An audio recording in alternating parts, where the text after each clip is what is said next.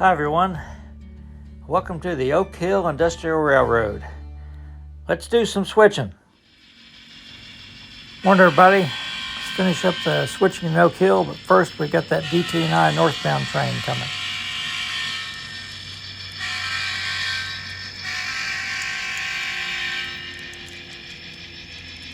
They weren't running all the way to Ironton, at least today. I just went down to Pedro to get some clay.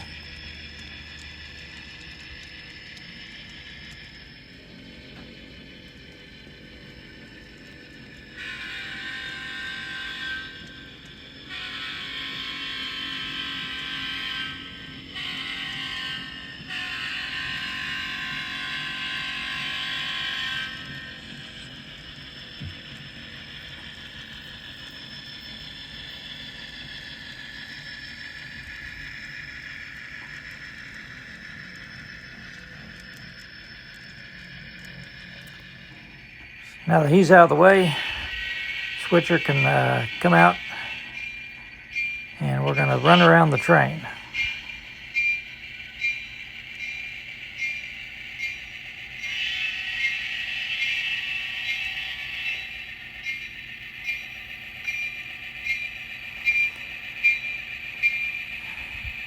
I'm recording this Wednesday evening. It's been a cool, damp week again here in central Kentucky, so I'm safely inside.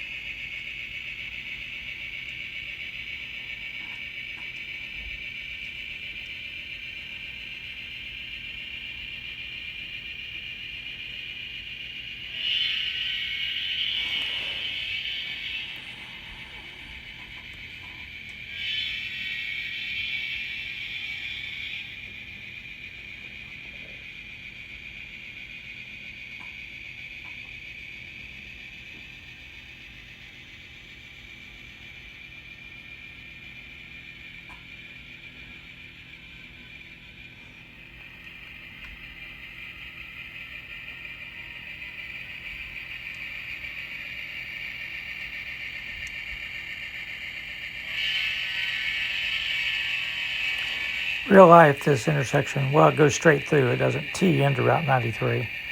And it has a traffic light, but just have not, it doesn't have the same style of traffic lights as the Woodland Scenics, and so I'm not going to live with the stop sign for now.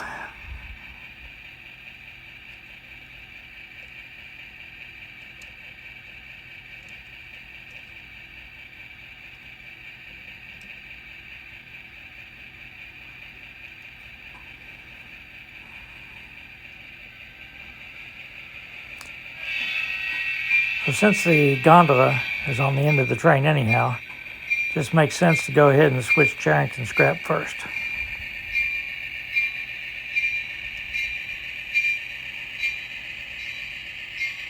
So the C&O covered hopper is full of bagged clay, or bulk clay, and the NW boxcar is full of bagged clay from Cedar Heights clay. And the B&O boxcar there, it's going to go to Ohio Firebrick.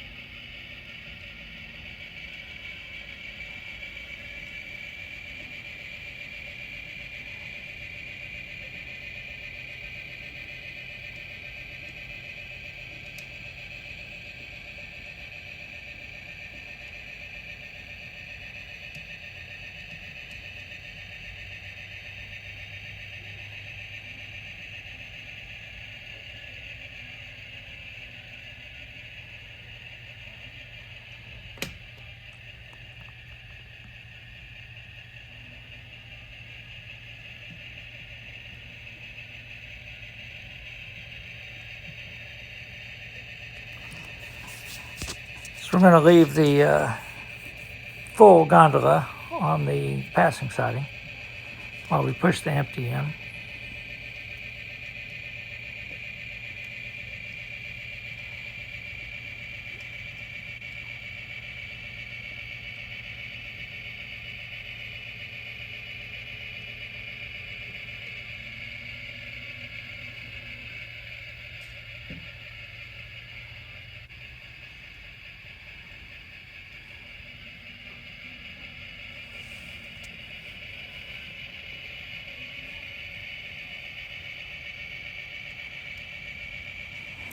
So this provides a good view of the fence Charrington scrap built on top of the loading dock.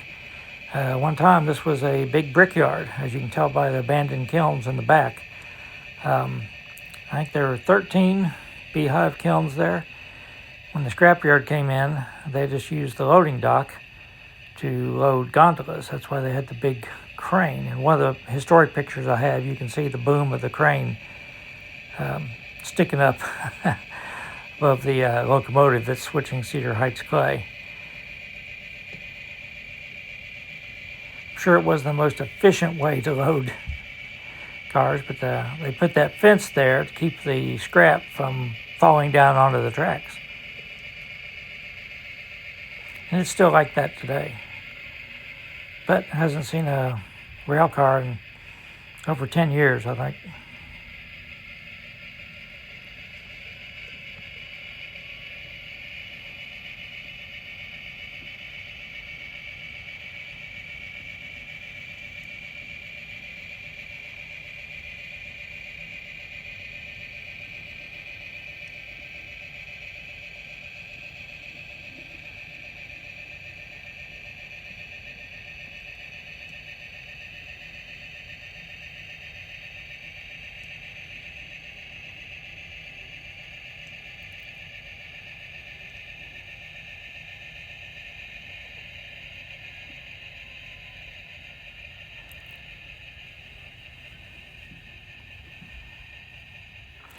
So now we're going to get ready to switch Ohio Firebrick. So we have 2 cars to pick up, 1 car to drop off.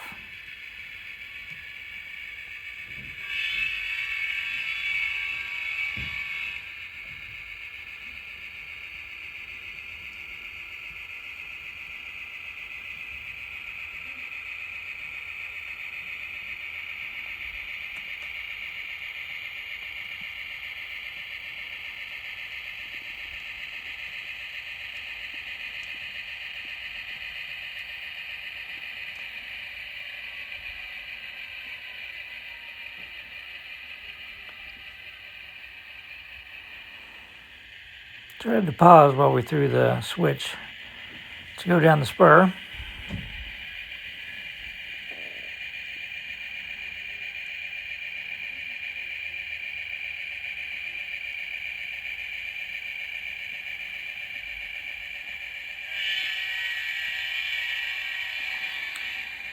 A little bit longer video today. I know most of you won't mind it, but instead of making 2 8-minute videos, I made basically about a 16-minute video.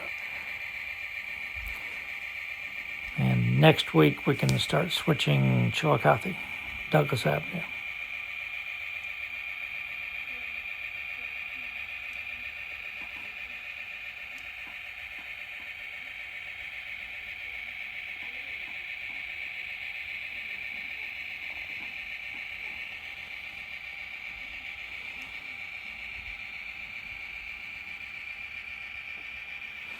They already had the gate open for us, because that's where the locomotive parks at night, so they generally just unlock the gate and open it up in the morning and leave it open all day until they put the locomotive away.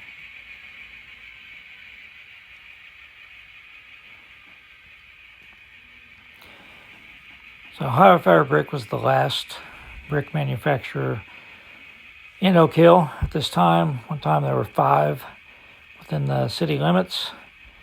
It's a huge industry. Other 4 were gone by now, and this one is just sort of a shell of its former self. You see the big long loading dock that was over 300 feet long. I've got a picture of that has like 7 or 8 50-foot boxcars on it.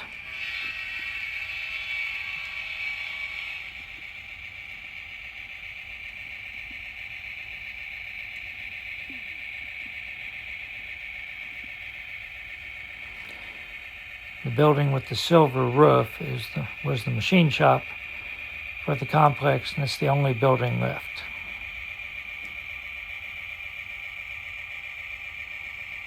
And it's been selectively compressed. Actually built it a little smaller than it was because of the didn't have that much depth to the backdrop.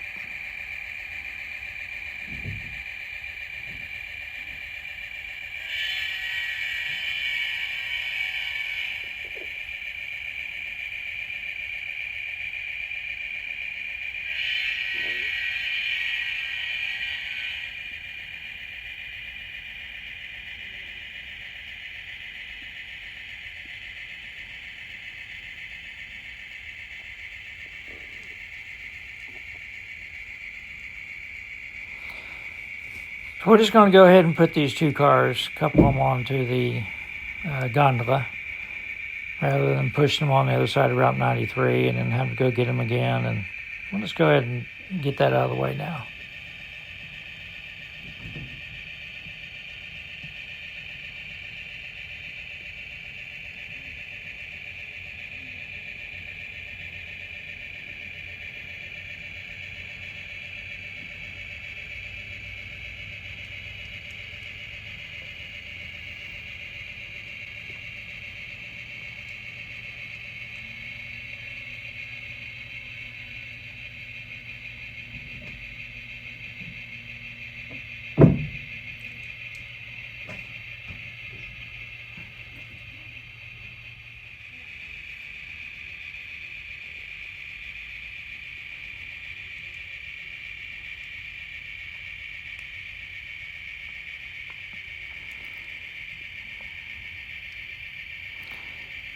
See the old gas station in the foreground.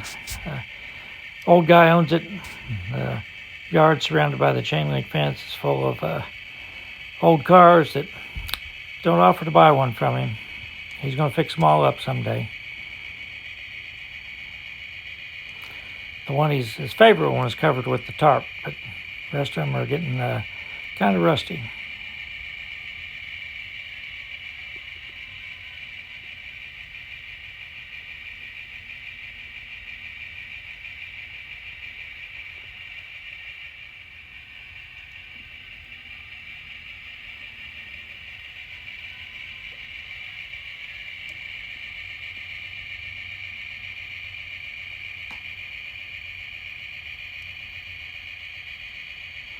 Now you can see a better view of the machine shop.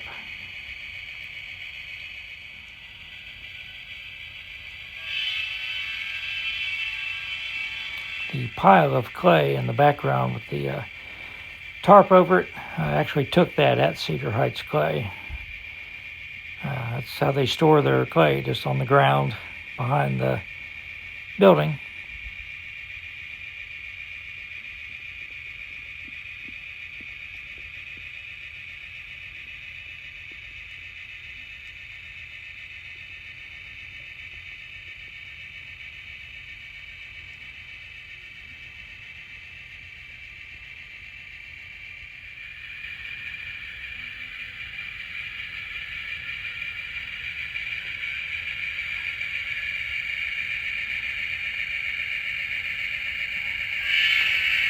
We're pushing the rest of the train back across Main Street, and when the locomotive gets across the street, we'll end the video here. I do have a little section I tacked on at the end in response to my friend Fran's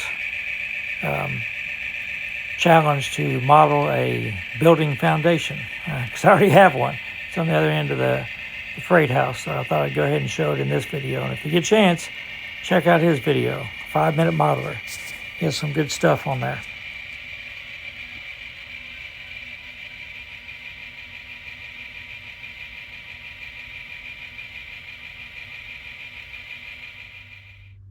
My friend Fran of the 5-Minute Modeler posted a video this week about adding a building foundation to your layout. Adds a sense of history. It's a neat little detail. I actually did that in Oak Hill when I built it. I found an old aerial photograph, and I'll insert it here, and you can see, what little I had to go on. So you can see the building just south of the freight depot. Nothing was there in 1985, though. Not a trace. So I'm just theorizing that it's an old, some kind of little storage shed or something. There was a hand car shed or motor car shed not that far away. So I doubt if that's what it was. But anyhow, I thought it was a really good video from Fran, real good idea. His is a little bit more detailed than mine, a little junkier, because I think where this one was at, I don't think it would have filled up with junk. Everybody stay safe.